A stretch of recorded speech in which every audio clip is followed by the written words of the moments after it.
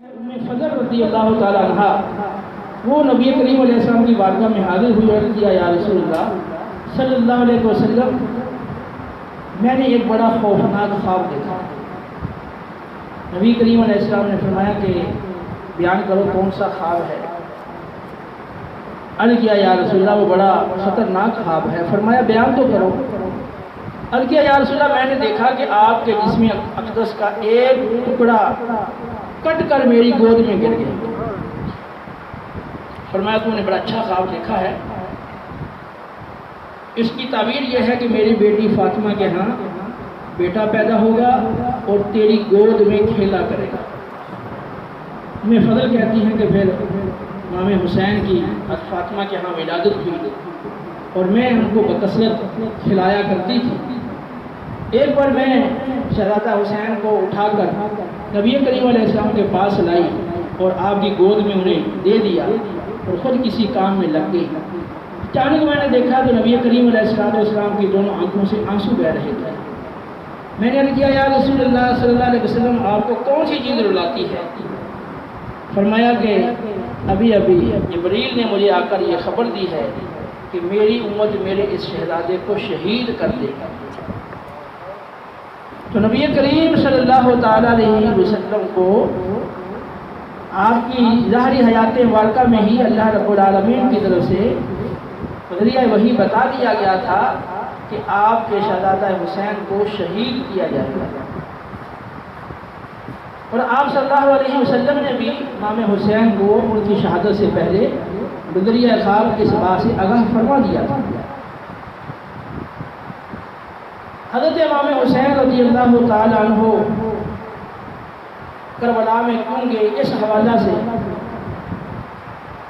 ابو جعفر طبری رحمۃ اللہ علیہ یہ بہت بڑے مفسر گزرے ہیں جن کی تفسیر طبری کے نام سے جانی پہچانی جاتی ہے، اور تمام تفاسیر کا یہ تفسیر ماخذ سمجھی جاتی ہے اور سب سے زیادہ مستند تفسیر سمجھی جاتی ہے۔ امام ابو جعفر طبری نے اپنی تاریخ طبری میں ان واقعات کو پوری تفصیل کے ساتھ ذکر کیا ہے۔ میں مختصر طور پر خصوصاً امام حسین رضی اللہ عنہ کی شہادت کے حوالہ سے اس میں سے کچھ عرض کروں گا۔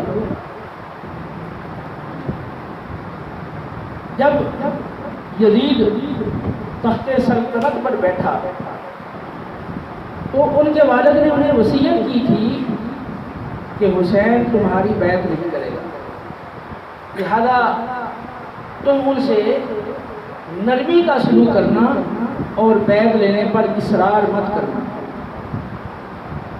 اسی طرح کچھ اور بھی امام حسین کے ساتھ ابن عباس، ابن عمر، عبداللہ ابن زبیر، حضرت جابر وغیرہ صحابہ تھے جنہوں نے یزید کی بیعت نہیں کی تھی۔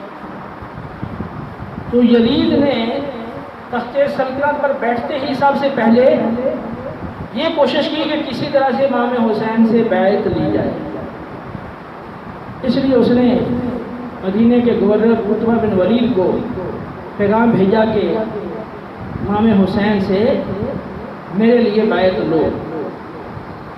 اس نے امام حسین رضی اللہ تعالیٰ عنہ کو بلایا، رات کا وقت تھا، اور اس نے یزید کی بیعت کے حوالہ سے آپ سے بات کی تو آپ نے اس سے کچھ مہلت مانگی۔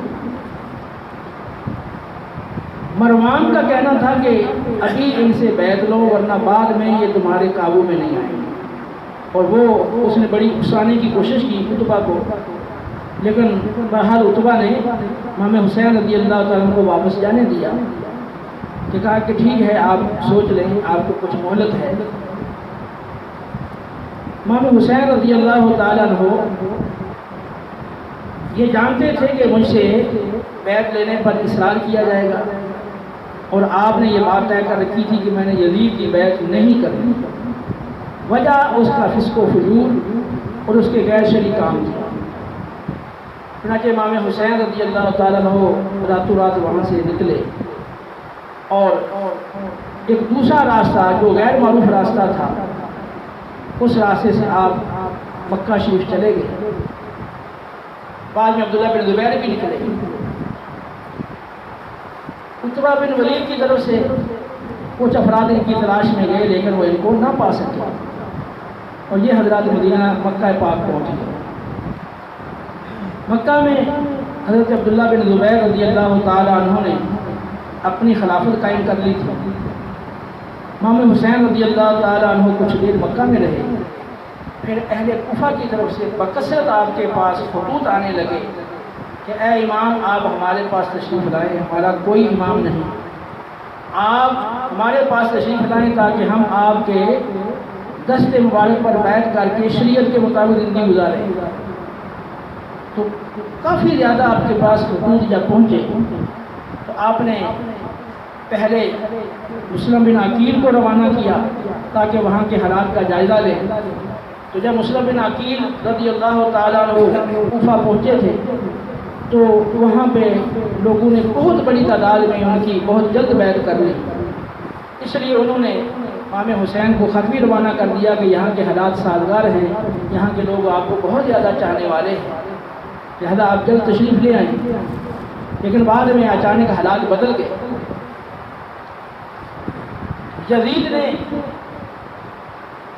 کوفے کے گورنر نعمان بن بشیر کو معزول کر کے بصرے کے گورنر عبید اللہ بن زیاد کو کوفے کا گورنر مقرر کیا اور اسے کہا کہ بصرے کا بھی تو گورنر ہے اور کوفے کا بھی میں تجھے گورنر بناتا ہوں، لیکن میری ذمہ داری یہ ہے کہ کسی طرح سے ایک تو مسلم بن عقیل کو پکڑ کر ان کو گرفتار کرو، شہید کرو، دوسرا یہ کہ امام حسین کو کسی طرح سے پکڑ کر زندہ یا ان کو قتل کر کے میرے پاس لاؤ۔ امام حسین رضی اللہ تعالیٰ عنہ نے جب مسلم بن عقیل کا وہ خط پڑھا کہ وہاں کے حالات بڑے سازگار ہیں تو آپ جب کوفے کی طرف چلنے لگے تو وہاں موجود صحابہ نے آپ کو روکا کہ آپ کوفے نہ جائیں، کہ وہاں آپ کے لیے حالات مناسب نہیں اور ہمیں آپ کے بارے میں خطرہ ہے۔ خاص طور پہ ابن عباس رضی اللہ تعالیٰ عنہ نے تو بہت اصرار کیا اور بار بار اصرار کیا کہ میرے بھائی آپ وہاں نہ جائیں۔ آپ رضی اللہ تعالیٰ عنہ نے انہیں فرمایا کہ تم درست بات کہتے ہو اور تمہارے میرا خیر خواہ ہونے میں کوئی شک نہیں، لیکن میرے پاس اتنے خطوط آئے ہیں اور پھر آپ نے کچھ اور ایسی باتیں کی کہ جس سے یہ بات واضح ہوئی کہ آپ ہر صورت میں کوفہ ضرور جائیں گے، اور آپ رضی اللہ تعالیٰ عنہ کو یہ نبی کریم علیہ السلام سے کچھ ایسے اشارے مل چکے تھے کہ آپ کی شہادت وہاں کربلا میں ہوگی۔ چنانچہ بکثرت روکے جانے کے باوجود آپ اپنے مستورات کے ساتھ اور اپنے جانسار ساتھیوں کے ساتھ کوفے کے سفر پر روانہ ہوئے اور مختصر یہ کہ جب میدان کربلا میں پہنچے تو عبید اللہ بن زیاد کی طرف سے پہلے حر بن یزید کو، پھر بعد میں شمر اور خصوصاً ابن سعد کو اس کی ذمہ داری دی گئی کہ وہ کسی طرح سے امام حسین کو یا تو بیعت میں مجبور کرے یا ان کے ساتھ قتال کرے۔ تو سیدنا امام حسین رضی اللہ تعالیٰ عنہ جب 2 محرم کو کربلا میں پہنچے تو وہاں ابن زیاد کی طرف سے آنے والے لوگوں کے ساتھ آپ کی ملاقاتیں ہوتی رہیں، گفت و شنید ہوتی رہی۔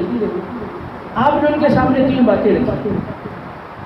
فرمایا کہ پہلی بات تو یہ ہے کہ میں اس لیے آیا ہوں کہ مجھے کوفے والوں نے بکثرت خطوط لکھے ہیں، یہ 2 تھیلے بھرے ہوئے آپ نے دکھائے کہ یہ دیکھو یہ ان کے میرے پاس خطوط آئے ہیں، میں عدفت نہیں آیا ہوں، ان کے بار بار بلانے اور اصرار کرنے پر میں آیا۔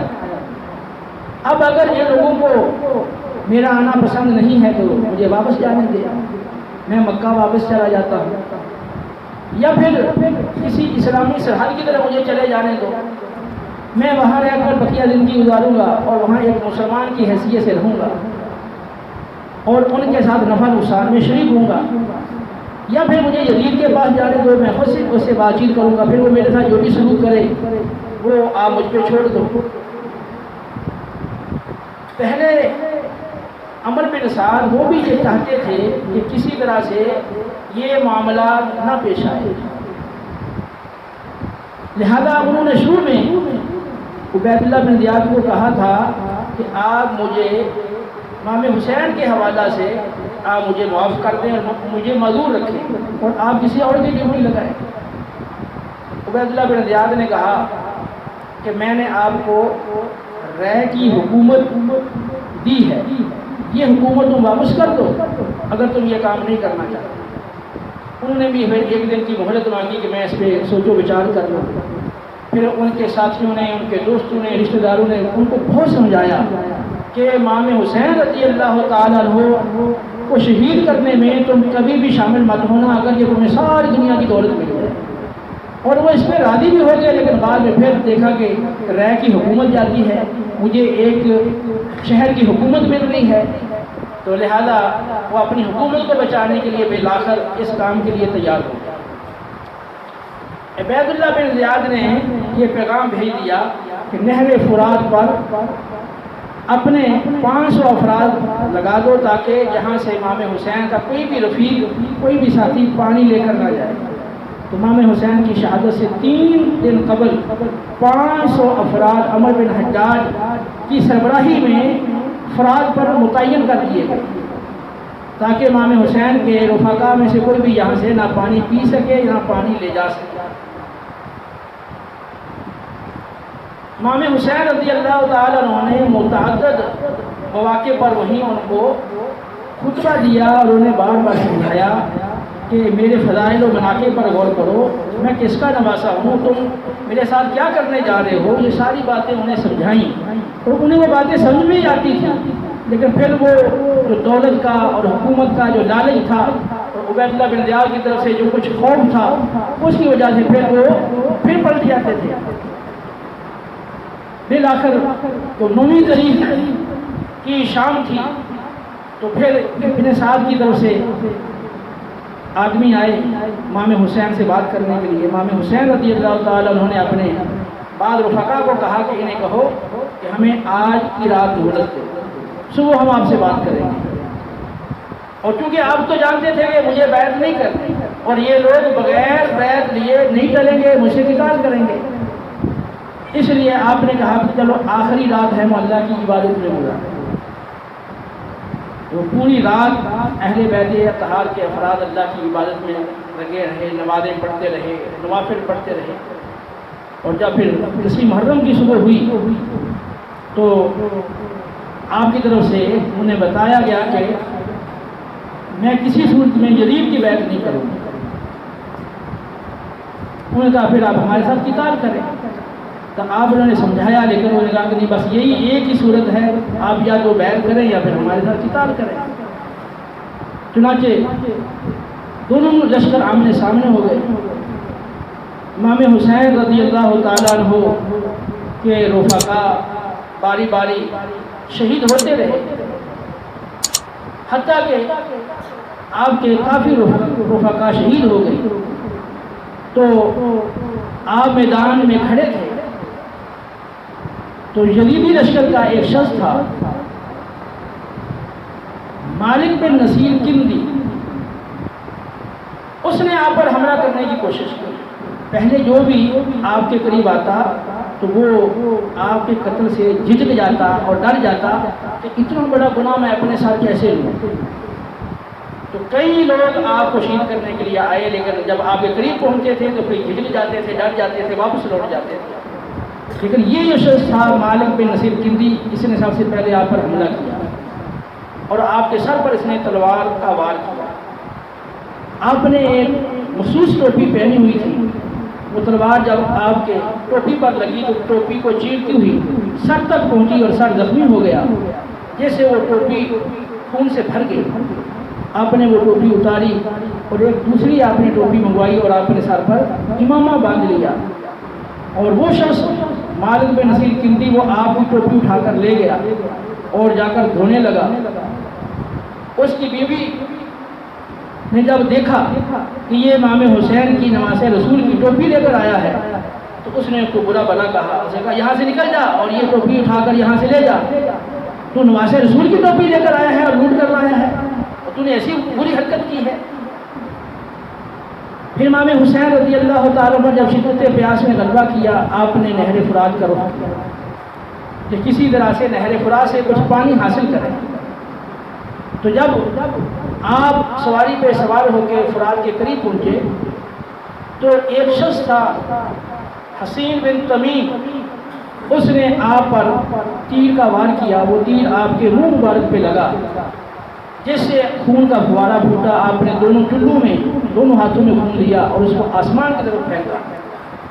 اللہ رب العالمین کا شکر ادا کیا، اللہ کی حمد و ثنا کی، اور پھر آپ نے اللہ رب العالمین کی بارگاہ میں عرض کیا کہ اے اللہ، تو ان سے گن گن کر بدلا دے اور چن چن کے ان کو ختم کر، اور ان میں سے کسی کو بھی یہاں زندہ نہ چھوڑ۔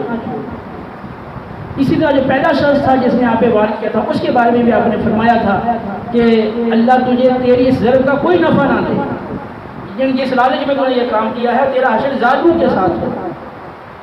اور ایک روایت میں آتا ہے کہ جب آپ فرات کی طرف بڑے تھے تو بنی ابان کا ایک شخص تھا، اس نے لوگوں کو زور سے ندا دی کہ تم فوری طور پہ فرات کے اور امام حسن کے درمیان حائل ہو جائے اور کہیں ان کا کوئی ساتھی ان کی مدد کو نہ پہنچے۔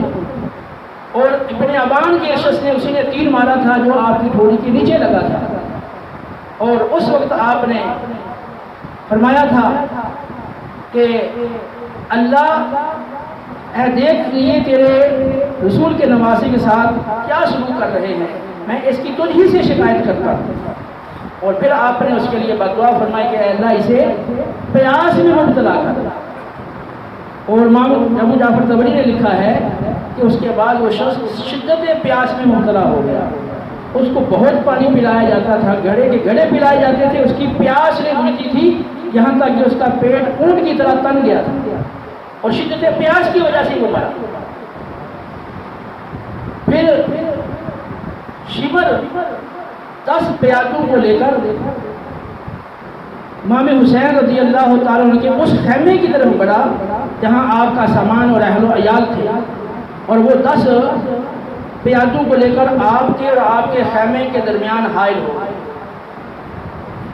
امام حسین رضی اللہ تعالیٰ نے جب یہ ان کا رویہ دیکھا تو آپ نے فرمایا کہ اگر تمہارا کوئی ایمان نہیں ہے اور اگر تمہیں قیامت کا کوئی ڈر نہیں ہے تو دنیاوی لحاظ سے تو شریف لوگوں کا انداز اختیار کرو۔ یعنی وہ آپ نے ان کو شرم دلائی کہ تم اب مجھے چھوڑ کے میرے اہل بیت جو خواتین ہیں اور جو ان کے اوپر کوئی حملہ کرنا چاہتے ہو یا سامان اٹھنا چاہتے ہو، کچھ حیا کرو۔ پھر وہ وہاں سے پیچھے پلٹے اور پھر انہوں نے امام حسین رضی اللہ تعالیٰ پہ حملہ کرنے کا ارادہ کیا۔ آپ کے پاس جب وہ لوگ پہنچے، آپ جب حملہ کرتے تو ادھر سے آپ حملہ کرتے ادھر سے وہ لوگ بھاگ جاتے اور منتشر ہو جاتے، یہاں تک کہ پھر بالآخر ابن سعد نے ان کو للکارا کہ ان کو چاروں طرف سے گھیرا ڈالو اور مل کے ان پہ حملہ کرو۔ چنانچہ بالآخر انہوں نے مل کر حملہ کیا، اور اس میں جب وہ حملہ کر رہے تھے تو اسی دوران خیمے سے ایک چھوٹا بچہ نکلا۔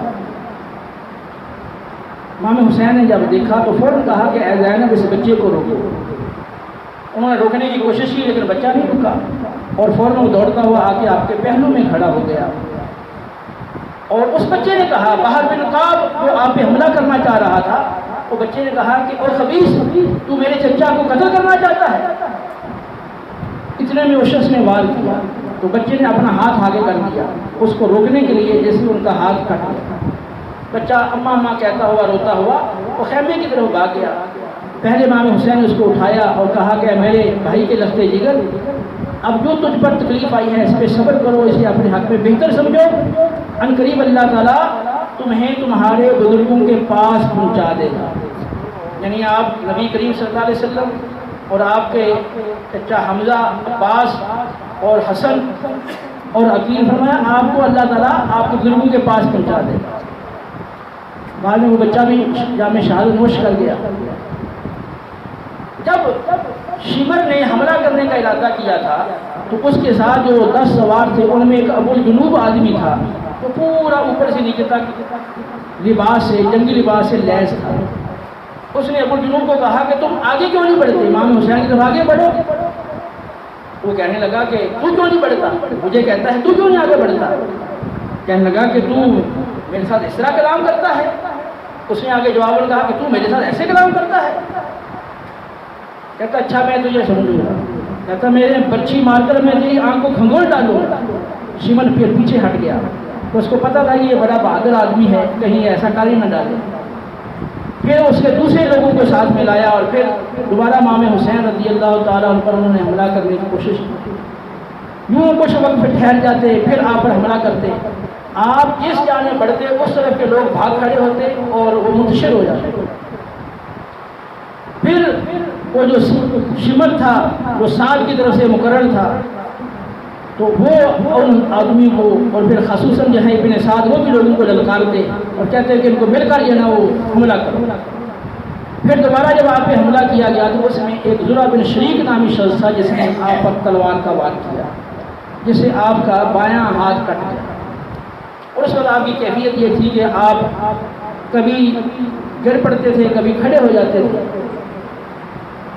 اس سے پہلے جو آپ ان کے ساتھ مقابلہ کر رہے تھے تو حمید بن مسلم کا کہنا یہ ہے کہ عبداللہ بن عمار بعد میں جب اس کو لوگوں نے اعلان دان کیا کہ تو بھی امام حسین کو شہید کرنے والوں میں شامل تھا، تو اس نے کہا کہ میں نے تو امام حسین کو شہید نہیں کیا، واللہ اگر میں چاہتا تو میں ان کے پاس پہنچ گیا تھا، میں چاہتا تو برچھی مار دیتا، لیکن میرے دل میں خیال آیا کہ میں ان کو شہید کیوں کروں، جو دوسرا کرتا ہے تو کرے، تو میں واپس لوٹ آیا۔ اور پھر اسی کا بیان ہے عبداللہ بن عمار کا، کہتا ہے کہ اللہ کی قسم میں نے کسی ایسے شخص کو نہیں دیکھا کہ جس کی آنکھوں کے سامنے اس کے خاندان کے اور ساتھیوں کے اتنے افراد شہید ہو جائیں، اس کے باوجود بھی اس کے ہوش و حواس بالکل پوری طرح قائم ہوں، اور اس بھوک و پیاس کی شدت کے باوجود بھی وہ ایسا پیدل چلتا ہوا بھی اس طرح حملہ کرے کہ جیسے کوئی بڑا شاہ سوار حملہ کرتا ہے۔ اور جس طرح آپ حملہ کرتے تھے وہ سارے کے سارے یزیدی لشکر کے فوجی وہ اس طرح بکریوں کی طرح بھاگتے تھے جن کے پیچھے بھیڑیا لگا ہوا۔ پھر جب زرع بن شریک نے جب آپ پہ حملہ کیا تو آپ کا بازو کٹ گیا، اس وقت آپ کی طبیعت نڈھال ہو چکی تھی۔ پھر اس کے بعد مزید یہ سلسلہ جاری رہا، کچھ دیر وہ رک جاتے، کچھ جو تھے وہ آگے بڑھتے، پھر چھپنے کی کوشش کرتے کہ ہم یہ عمل نہ کریں۔ اس میں ایک تھا سنان نامی شخص تھا، اس نے سنان بن انس اسبہی، اس نے آپ پر برچھی کا وار کیا جس سے آپ نیچے گر گئے۔ پھر اس نے خولی بن یزید کو کہا کہ تم حسین کا سر کاٹو۔ جب وہ قریب ہوا تو وہ کانپنے لگا، اس کو اس پہ بڑا غصہ آیا، کہنے لگا کہ اللہ تیرے بازو کو توڑ دے اور تیرے ہاتھ وہ کٹ جائیں کہ تو کانپ رہا ہے۔ پھر وہ خود اپنے سواری سے نیچے اترا اور اس نے امام حسین رضی اللہ تعالیٰ کو بے دردی سے ذبح کرتے ہوئے آپ کا سر مبارک تن سے جدا کیا۔ پھر اس نے خولی بن یزید کو دیا تو یہ لے کر چلو۔ اور علامہ طبری لکھتے ہیں کہ سنان بن انس اسبہی وہ چاہتا تھا کہ میں ہی امام حسین کا سر قلم کروں، اس لیے اگر کوئی امام حسین کی طرف آتا تھا تو خود اس پہ حملہ کر دیتا تھا کہ کہیں یہ امام حسین کا سر نہ لے جائے۔ جو ان کو امام حسین کے قتل پر جو لالچ دیا گیا تھا انعامات کا، دولت کا، تو اس کی یہ حرص تھی، خواہش تھی کہ میں سر قلم کروں اور مجھے یہ انعامات سے نوازا جائے۔ امام حسین رضی اللہ تعالیٰ کو جب شہید کر دیا گیا تو بہر بن کعب نے آپ کا پجامہ اتار دیا اور آپ کو برہنہ ڈال دیا۔ قیس بن اشعث نے آپ کی چادر اتار دی، اسی وجہ سے اس شخص کا نام چادر والا مشہور ہو گیا۔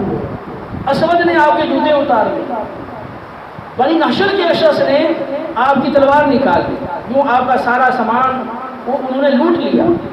اس کے بعد پھر انہوں نے خیموں کا رخ کیا کہ خیموں میں جو سامان تھا، جو اونٹ کھڑے تھے، ان کو لوٹنا شروع کر دیا۔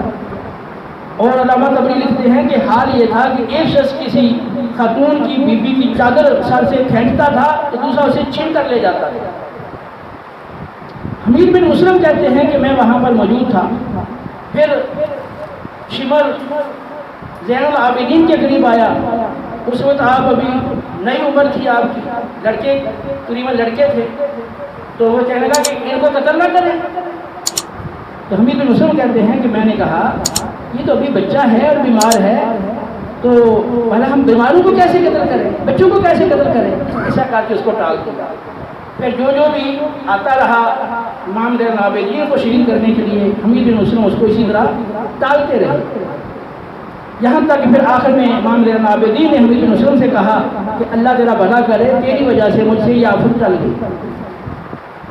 پھر ابن سعد آیا, اس نے آ کر کہا کہ خیمے والی عورتوں کو کوئی شخص تنگ نہ کرے, ان کا کوئی سامان نہ لوٹا جائے, جس نے کوئی سامان لوٹا ہے وہ واپس کر دے, اور اس بچے سے یا زین العابدین کے والد کا اسے کوئی تعرض نہ کرے. لیکن کسی نے بھی کوئی سامان واپس نہیں کیا. پھر امام حسین رضی اللہ تعالیٰ عنہ کے جسم کو روندنے کے لیے ابن سعد نے کہا, کیونکہ عبید اللہ بن زیاد کا حکم تھا کہ امام حسین کے جسم کو گھوڑوں کے ٹاپوں سے روندا جائے. ابن سعد نے کہا کہ حسین کو اپنے گھوڑوں کے ٹاپوں سے کون روندے گا. اس کے لیے 10 آدمی نکلے, 10 سوار نکلے, اور انہوں نے امام حسین کے جسم پر گھوڑوں کو دوڑایا, یہاں تک کہ آپ کے سینہ مبارکہ کو, آپ کے قبر کو چور چور کر دیا. پھر اس کے بعد خواتین کو ایک قیدی کی حیثیت سے اور تمام شہداء کربلا کے سروں کو تنوں سے جدا کر کے نیزوں پہ چڑھا کر عبید اللہ بن زیاد کے پاس لے جایا گیا. جب عبید اللہ بن زیاد کے پاس امام حسین رضی اللہ عنہ کا سر اقدس رکھا گیا, تو وہ چھڑی کے ساتھ آپ کے دانتوں کو کھٹکھٹانے لگا, اور کافی دیر تک جب وہ اسی حرکت میں رہا تو زید بن ارقم رضی اللہ عنہ جو صحابی رسول تھے, انہوں نے کہا کہ اللہ کی قسم میں نے نبی کریم علیہ السلام کو ان ہونٹوں کو چومتے دیکھا ہے, اپنی چھڑی کو پیچھے ہٹا لو. تو وہ کہنے لگا کہ اگر تو بوڑھا نہ ہوتا تو میں تجھے ابھی قتل کر دیتا. زید بن ارقم رضی اللہ عنہ روتے ہوئے وہاں سے اٹھ کر چلے.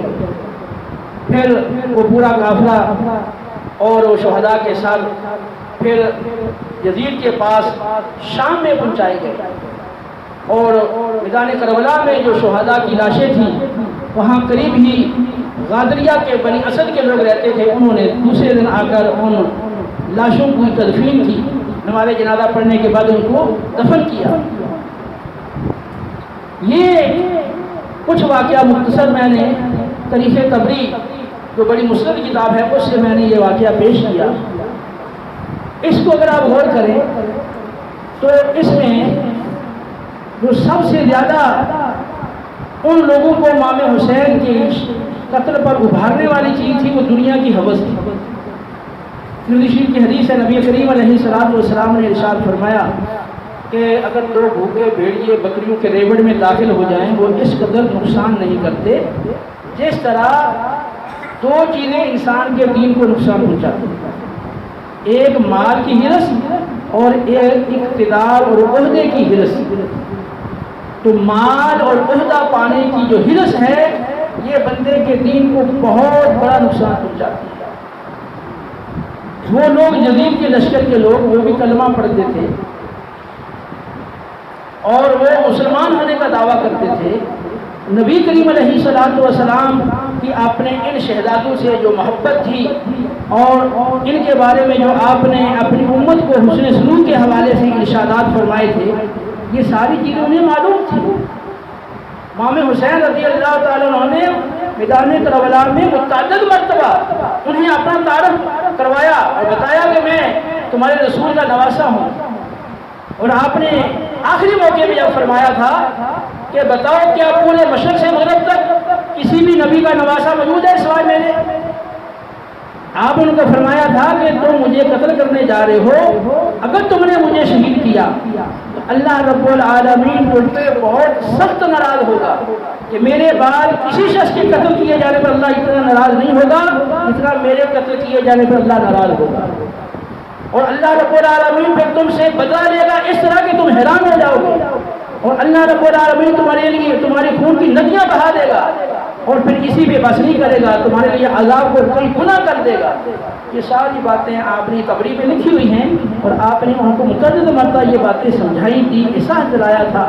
وقتی تو ان کو احساس ہوتا بھی تھا، تھوڑا سا دل میں ڈر خوف آتا بھی تھا، پھر وہ شمر ان کو جب ابھارتا تھا، پھر ابن سعد ان کو للکارتا تھا، پھر وہ ان کو جو دولت کی حوث ہرس ان کو یاد آتی تھی، تو پھر جو تھوڑا بہت اثر ہوتا وہ ظاہر ہو جاتا۔ یہ بڑا ایک عجیب تاریخ کا واقعہ ہے کہ امام حسین رضی اللہ تعالیٰ عنہ کس قدر اعلیٰ مقام پر فائز تھے۔ نبی کریم علیہ السلام نے اپنے اہل بیت طہار کے بارے میں تو محبت کا حکم فرمایا ہی ہے۔ قرآن پاک میں اللہ رب العالمین نے قل لا اسألکم علیہ اجرا الا المودۃ فی القربى، اس آیت مبارکہ میں اہل بیت طہار کے ساتھ محبت رکھنے کا حکم فرمایا، لیکن نبی کریم علیہ السلام نے خصوصاً حسن و حسین یہ دونوں شہزادوں کے حوالے سے بہت سارے ارشادات فرمائے۔ پھر خاص امام حسین کے بارے میں آپ نے فرمایا، ترمذی کی حدیث ہے کہ حسین مجھ سے ہے اور میں حسین سے ہوں۔ یہاں پہ شارحین نے اس حدیث کی وضاحت کرتے ہوئے فرمایا کہ نبی کریم علیہ السلام نے یہ الفاظ خاص امام حسین کے لیے فرمائے تو حسین مجھ سے ہے میں حسین سے ہوں۔ آپ نے اس لیے فرمایا کہ نور وحی کے ذریعے سے آپ کو معلوم ہو گیا تھا کہ میری امت میرے اس شہزادے کو شہید کرے گی، اس لیے آپ نے ان کے بارے میں یہ کلمات فرمایا کہ یہ مجھ سے ہے میں اس سے ہوں، تاکہ لوگوں کو ان کی اہمیت معلوم ہو اور وہ ان کے حقوق کا خیال رکھیں۔ اس لیے نبی کریم علیہ السلام نے یہ فرمایا تھا کہ میں حسین سے ہوں اور حسین مجھ سے ہے۔ ترمذی شریف کی روایت ہے، ابو رافع نبی کریم علیہ السلام کے یہ آزاد کردہ غلام تھے، ان کی زوجہ سلمہ رضی اللہ تعالیٰ عنہ ام المومنین ام سلمہ رضی اللہ تعالیٰ کے پاس جب حاضر ہوئی تو یہ رو رہی تھی۔ عرض کیا اے ام المومنین آپ کیوں رو رہی ہیں؟ فرمایا میں نے ابھی خواب دیکھا، نبی کریم علیہ السلام کے جسم مبارک آپ کے سر اقدس اور داڑھی مبارک پہ گند و غبار پڑی ہوئی تھی۔ میں نے کہا یا رسول اللہ یہ آپ کی حالت کیسی ہے؟ تو آپ نے ارشاد فرمایا کہ میں ابھی حسین کی شہادت گاہ پر حاضر ہوا تھا۔ اور دوسری روایت ہے مسند احمد کی، ابن عباس رضی اللہ تعالیٰ کہتے ہیں میں نے دوپہر کے وقت خواب دیکھا، نبی کریم علیہ السلام کے سر کے بال پراگندہ ہیں، ہاتھوں پہ گرد و غبار ہے، ہاتھ میں ایک خون کی شیشی ہے۔ میں نے کہا یا رسول اللہ یہ آپ کی کیفیت کیسی ہے اور یہ خون کی شیشی کیسی ہے؟ فرمایا کہ آج میں حسین اور ان کے رفقا کا خون جمع کرتا رہا۔ ابن عباس کہتے ہیں بعد میں نے وہ وقت نوٹ کر لیا، بعد میں جب امام حسین کی شہادت کی خبر پہنچی تو میں نے دیکھا کہ عین ہی آپ کی شہادت والا وقت ہی وہ وقت تھا جس وقت میں نے خواب دیکھا تھا۔ تو اس واقعہ سے ہمارے لیے یہ زبردست اس ہمارے لیے عبرت ہے کہ یہ دنیاوی مال کی حوث ہرس اقتدار کی ہرس یہ بندے کی دنیا بھی تباہ کر دیتی ہے آخرت بھی تباہ کر دیتی ہے۔ اب دیکھیں جنہوں نے امام حسین رضی اللہ تعالی عنہ اور آپ کے رفقا کے ساتھ یہ وحشیانہ اور ظالمانہ سلوک کیا، پھر وہ کتنی دیر زندہ رہے، پھر ان کا حشر کیا ہوا؟ اس دنیا کے اندر بھی ان کا حشر بڑا عبرتناک ہوا، اور پھر آخرت میں پتہ نہیں ان کا کتنا بڑا عذاب ہوا کہ صرف حکومت کی خاطر، مال کی خاطر، دولت کی خاطر یا تھوڑی سی آزمائش سے بچنے کے لیے انہوں نے امام حسین سے نہ صرف بے وفائی کی بلکہ آپ پر بہت بڑا ظلم کیا اور وحشیانہ انداز اختیار کیا گیا کہ کبھی بھی ایسا نہیں ہوا کہ مسلمانوں نے کفار کے ساتھ جنگ کی ہو تو ان کے بچوں پر یا ان کی عورتوں پر اس طرح کا انداز اختیار کیا ہو جیسا انہوں نے کیا تھا۔ اور پھر قربان جائیں کہ کتنے دن پانی بند رہا، اور یہ ہم روزہ رکھتے ہیں تو ایک دن میں روزہ رکھتے ہیں، رات کو تو نہیں رکھتے، تو دن میں روزہ رکھتے ہیں تو ہماری کیفیت کیا ہو؟ تو اندازہ کریں کہ ان حالات کی کیفیت کیا ہو۔